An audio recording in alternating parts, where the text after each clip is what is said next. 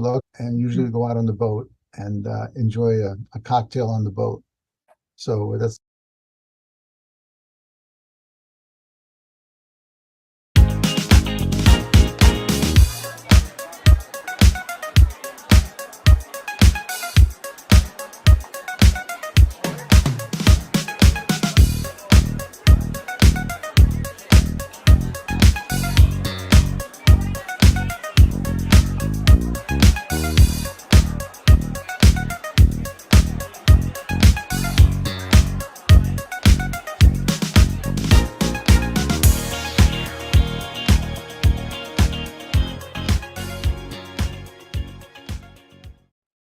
Good morning. I'm so excited today to be interviewing Harald Grant with Sotheby's International Realty in the Hamptons.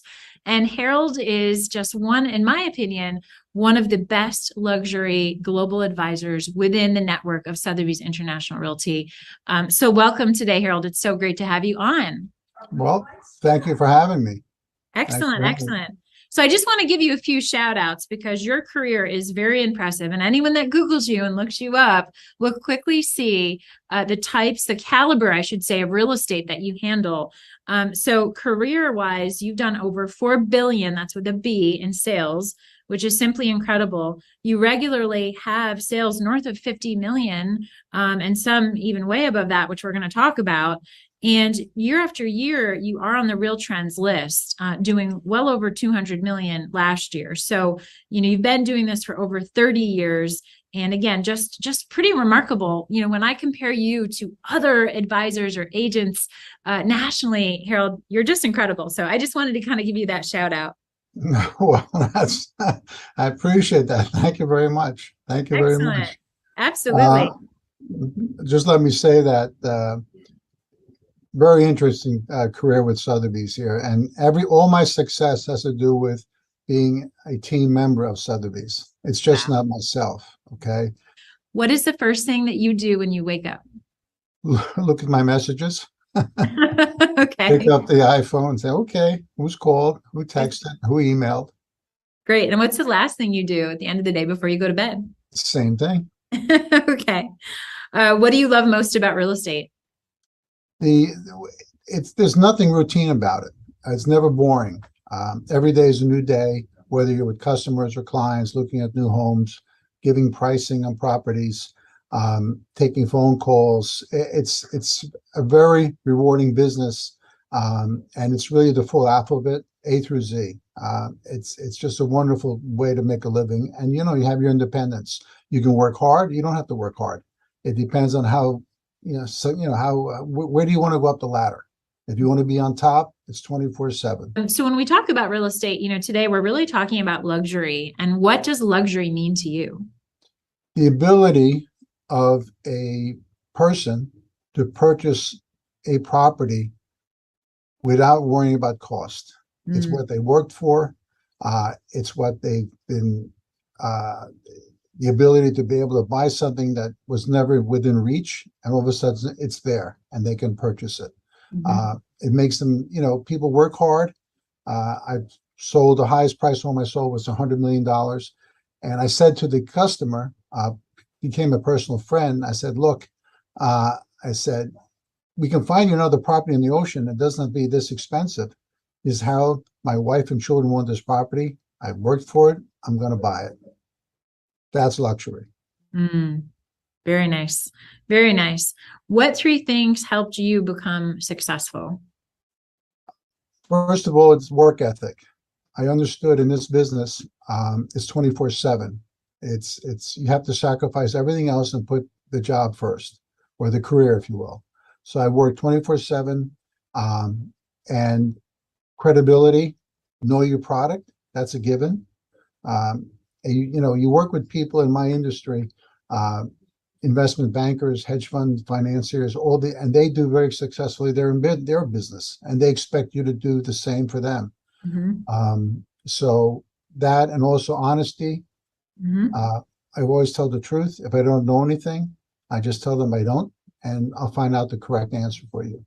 But never go into a situation and giving up information that's not truthful. Always be honest.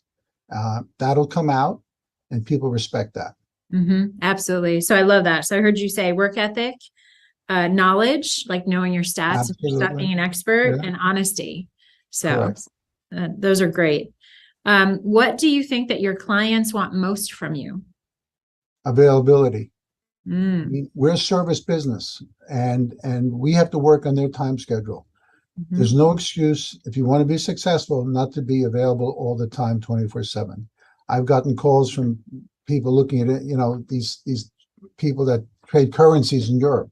They're on the phone at 5, 6 in the morning because of European time. They'll call me. So I put the phone down, I put it on quiet, but I hear it vibrate. And sometimes I get up and I have to be sharp. So Yeah. it does curtail your partying. You really can't go out and wake up and go, oh boy. No, so it's a 24/7 business. Yeah. I love the fact that you're saying the availability, and I 100% believe that, especially in real estate and service, right? You have to be so immediate. So, Absolutely. um, what is the most important thing that you're doing right now to market a property? Exposure. Mm. And the exposure brings traffic brings bids, and bids hopefully gets a closing.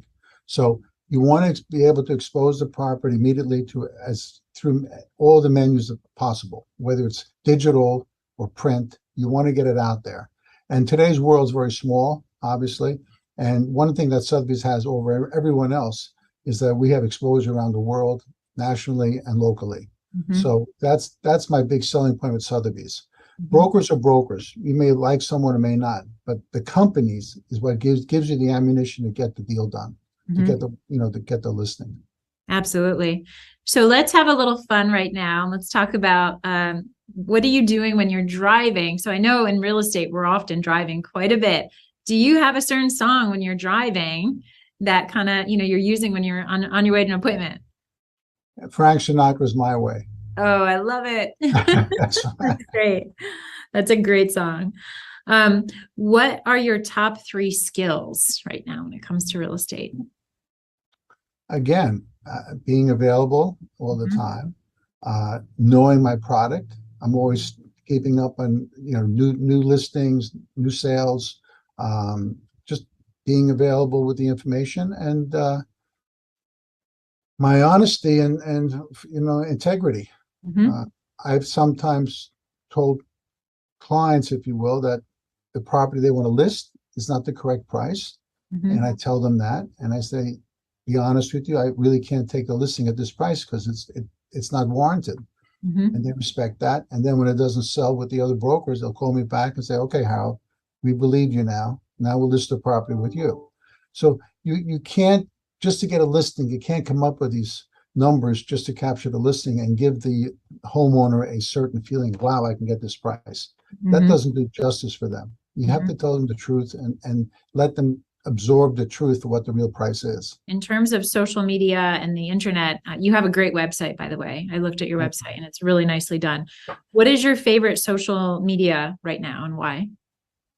They all are really, because everyone looks at it. I mean, Facebook, Instagram, they're all involved with some sort of social media.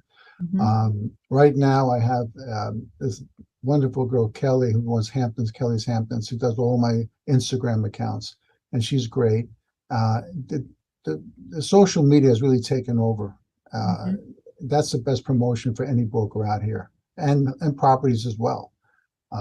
It's nice to look at a cover of Hamptons Magazine and see a home for sale or the Wall Street Journal, what's sold by this. But the social media, that's where the real, I think, information goes for the future deals that come down. Uh, Absolutely. Yeah, couldn't agree more.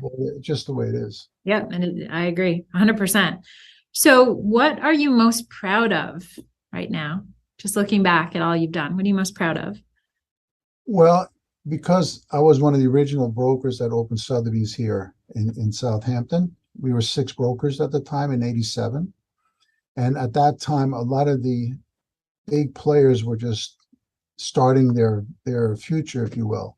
And I would rent to them small houses, and as they became more successful, we did pyramiding, rent a bigger house, then buy one, a bigger one. And because I stayed uh, in touch with all of these particular customers and then clients, they kept referring to me. And I'll give you an interesting story. So I send Christmas flowers to all of my customers and clients. And it's gone up to, a couple of hundred customers and clients, and it's pretty expensive. So the short of it is that all of a sudden I'll get a call from someone, and someone I've sold a house to 20 years ago, and say, Harald, we still get you flowers. So I'm sending you my daughter. They want to buy a house. So that's just an interesting story, that you stay on top of everybody that way. Right. And it's a customer now. Anyway, it's one of those things. If you want to maintain a good referral network and a good customer base, always go through your Rolodex. Always just send an email, send a text, pick up the phone, call, say hello to everybody, whatever. That all works, because people forget, and you want to keep reminding them that you're still in the business and that you can help them. What has been your highest sale ever? Again, that gentleman who was for the $100 million, the $100 million property in the ocean, and I was honest with him. I said, I can certainly find another home in the ocean for less money. And he looked at me and goes, yeah, Harald, that's great, but this is what my wife and children want. I said, fine, great. Never try to push a property on someone. Excuse me, I'm gonna turn this off. It's just that's the way it gets. But it's I don't know. It's wonderful when you sell a property, whether it's a $500,000 condo, which I have, or 50, 60, $70 million property, and they all feel and they congratulate you. Okay. I just put in contract a home for $26 million, and the customer is saying, thank you, Harald, you did it for us, we appreciate it. Those types of responses make you feel good. We all work for commissions, but at the end of the day, you want to feel you did the right job. And when you conclude a deal and the customer or the client tells you did a good job, that makes me feel really good. Particularly some of the people who are, CEOs of companies, and they take the time to congratulate you and thank you. That's a big bonus. That's a big bonus. That's great. So I'm a big believer in celebrating wins. So how do you reward yourself when you've done a good job? I take my son out for dinner, who works with me, and I say to Bruce, look, now we have another deal done. Let's have dinner and let's go through why we were successful, because I want to promote him as well, obviously. So we do that. And my one big luxury, if you want to call it luxury, is to have a boat, and usually go out on the boat and enjoy a cocktail on the boat. So that's fun. It sounds great. What is your absolute favorite meal in the world? What's your favorite? Just a simple cheeseburger. Really? Just a cheeseburger. Yeah, okay. Yeah. Because I was discussing this with a gentleman who now is a manager of a different company. That in the beginning we worked together. We weren't making much money, and we run out and grab a burger in between showings, and that kind of stuck with me. Sometimes the simple things in life are worth that much more, and we appreciate that much more. So a quick good burger with a Coke, it's always first class. I love that. All right, now we're going to play a little game called Hot or Not. So I'm going to say a word and you're going to say if you think it's hot or not. Okay. So tiny houses. Hot. Video. Hot. Facebook. Hot. Instagram. Hot. TikTok. Not. The real estate market. Hot. That's a trick question. Sneakers at work. Hot. Yeah. Zoom meetings. Hot, obviously.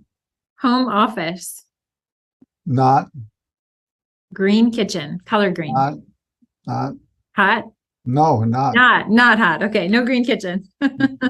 Okay, that was fun.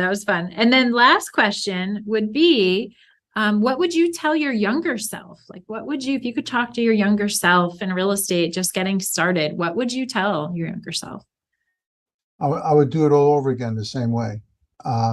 Because when I started off, it was really from the bottom, and you know, working hard, learning the market, answering calls, going out, doing cold calls, okay, all of that.